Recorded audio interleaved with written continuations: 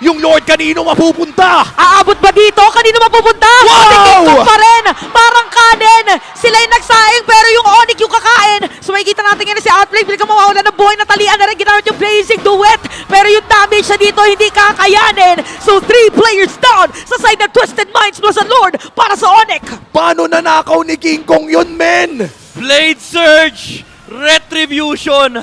Dinaan sa pogi ni King Kong! At tingnan natin kung endable na nga ba Onyx Philippines. Nandiyan pa naman si Iska.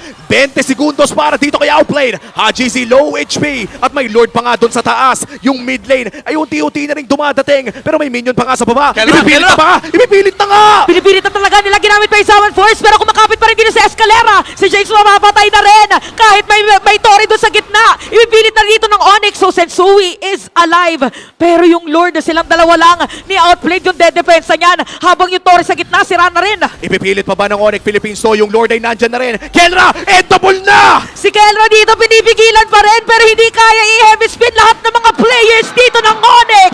And Onyx isang iglap.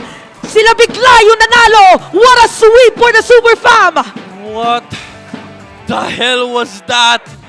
King Kong with the Lord Steel. And kamuntikan pa si Kelra doon sa last team fight na yon pero isang Soul Saver yung tumapos sa buhay ng Masha kaya nabuhay pa yung Harith.